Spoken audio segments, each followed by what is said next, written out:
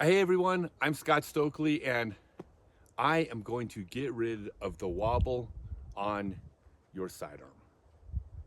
Now right off the bat, wobble on the sidearm, meaning a disc that flies like this, is mostly caused by two things. The first is the disc does not have enough spin relative to how fast it's going. The faster a disc flies, the more spin it needs. And the second, this is caused by a wonky release. Now I've looked it up. Wonky is the scientific term. Basically what I mean is a release where the disc is not coming out clean on the plane you're trying to throw. Now if you've watched other videos on this topic, you've probably heard that you need to put more snap on your sidearm to get rid of the wobble, or you need to put more spin on the disc, or at the higher end, you need to lead with your elbow. And the thing about all of these videos is they're right. Absolutely. Put more snap, which means more wrist, and lead with your elbow. You absolutely want to do that. The problem is many of these videos don't tell you how to do it, or their approach to teaching you how to do it isn't really tested out in the real world. It's theory. What I'm going to show you is what I have used with, I don't know, 2,500 or 3,000 players one-on-one over the years, and virtually all of them get snap and get rid of the wobble on their sidearm when they follow this method. This will work. So, first off, yes, you want to lead with the elbow. Yes, you want to snap the wrist. The thing is, most players naturally lead with the elbow. Okay, it's not natural to lead with the wrist. I mean, no one really does that. The problem is drawing the elbow back on the backswing. I'm going to demonstrate as if I was throwing this direction. Coming on the backswing and pulling the elbow behind you. The reason why it's important to not have the elbow back here on the backswing is that you're putting the disc on a plane other than the plane you want it to release. Basically, you go back here with that elbow behind you, the disc is here as it begins its forward acceleration. Then you go to throw, you pop the elbow in front like you're supposed to, but the disc leaves your hand having traveled from this angle to this angle at the point of release. You're going to get a wonky release when you do that. What you need to do is you need the disc to travel for some distance on the plane it's going to be released before you actually release the disc. And the way you do that is with one simple move. Now, like everything I teach, simple does not mean easy.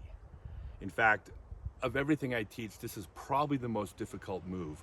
And I base this on the fact of what percentage of players I show this to pick it up like that, and which percentage of players need to take time to get the hang of it.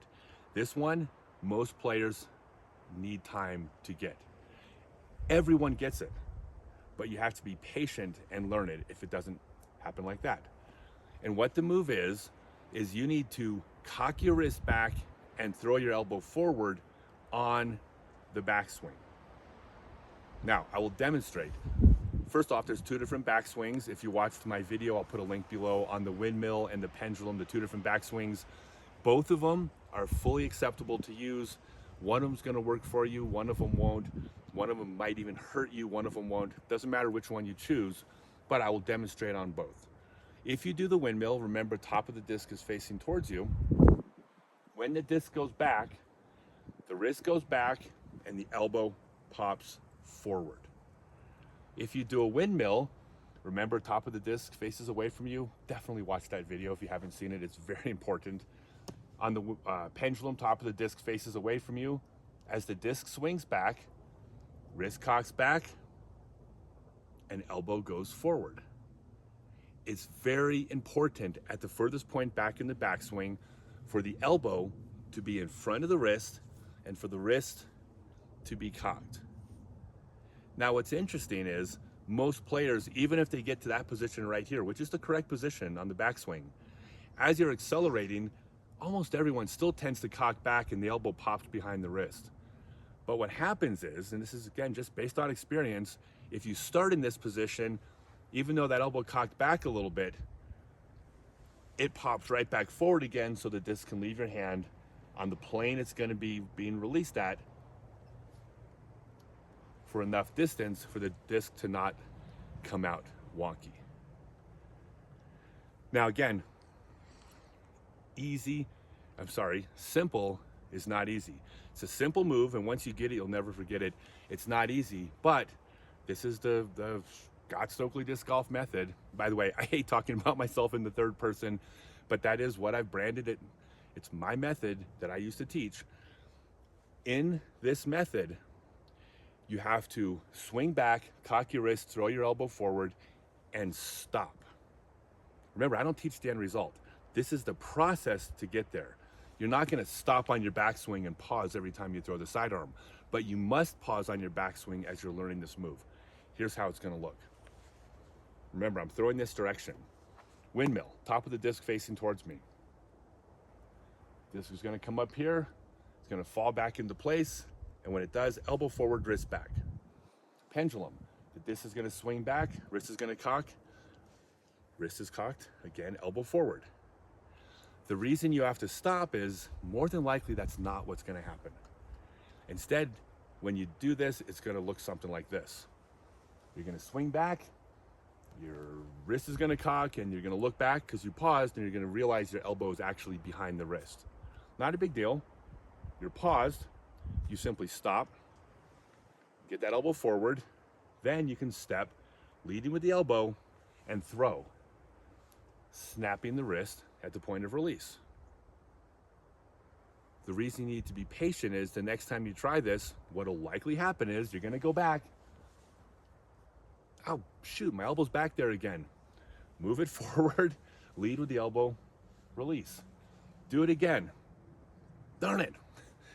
I mean, this is something, this does not take minutes. This could take hours or days to get this move down. But every single time you go back, if you pause and you check and your elbow is behind your wrist when you're throwing this direction, and there's room for you to slide that elbow forward, by definition, that means your elbow was not in the place it needed to be on the backswing. You did not successfully complete this move. You have to keep doing this until you do the backswing. You stop, you check, wrist is cocked, elbows forward. There's nowhere for it to go. Perfect. Then you can throw. But you can't just do it once. If you do it once, you're going to lose it. You need to do it again. Boom, stop, check. Hey, right place. Do it again. And every single time you check, as long as the elbow's in the right place, you're imprinting the position your arm needs to be in for the throw. This is hard. Especially once you get it a couple times, everyone wants to rush into this. I have to plead with people at my seminars, stop. You have to keep stopping on this part of the throw. I've learned that it doesn't work to then, I got it. No, patience and take your time. Everyone's gonna get this move. And by the way, same thing with the windmill. Bam. Oh, nope, my elbow's not far enough forward. Actually, my wrist could probably cock a little more too. Cock the wrist, elbow forward. That's what you have to do. You will get this. I guarantee you will get this. And when you get it, that this is going to come out with without wobble and with snap.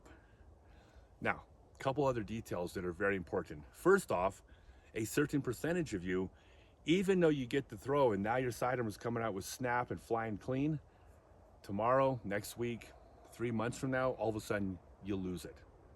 Don't know why that happens, but it happens all the time. 2 months into throwing the sidearm correctly, all of a sudden, now it's wobbling again. In almost every case, all you have to do to fix this, just go back to step one. Go back, stop. You're going to realize that your elbow is behind the wrist. Get the elbow forward. That's all you got to do.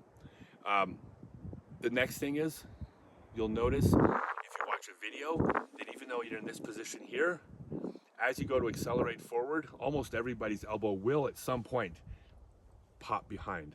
But as long as you start here, it's going to end here.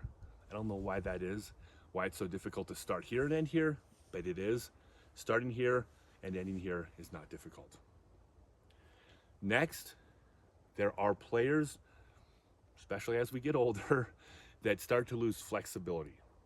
This is a tough one because if you cannot get your elbow in front of your wrist, you're gonna have a very difficult time with the sidearm. I mean, biomechanically, it's just the way it is.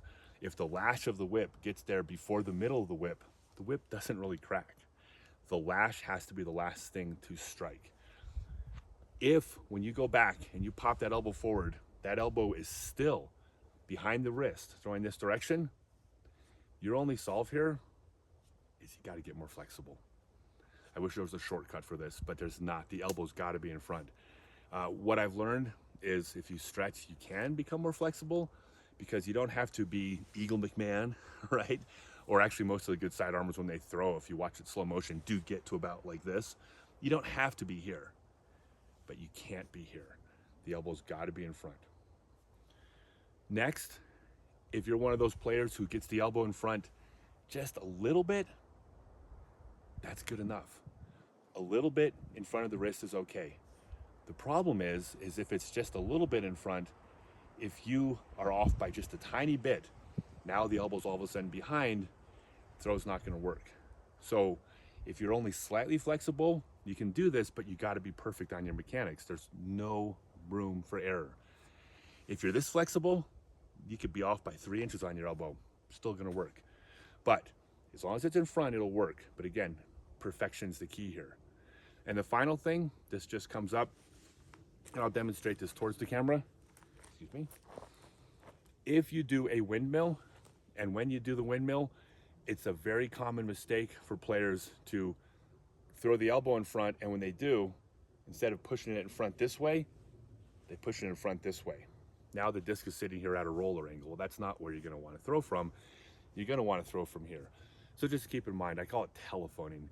You don't throw from your ear. Just make sure when you do the windmill that you are getting to this position here with the disc flat on the plane you're gonna throw and your elbow out in front. Be sure to check out my other videos. This method I'm very proud of. Everything I teach works. Remember, I don't teach the end result. I teach the process to get there. If you follow the process that I teach with my method, you will throw correctly, promise. Click below to subscribe, hit the bell, whatever that means. All the other YouTubers say it, but hit that bell and be sure to like. And most important, as soon as you go out and get snapped for the first time, please put it in the comments. It makes me super happy to hear this is working for players. Thanks, guys.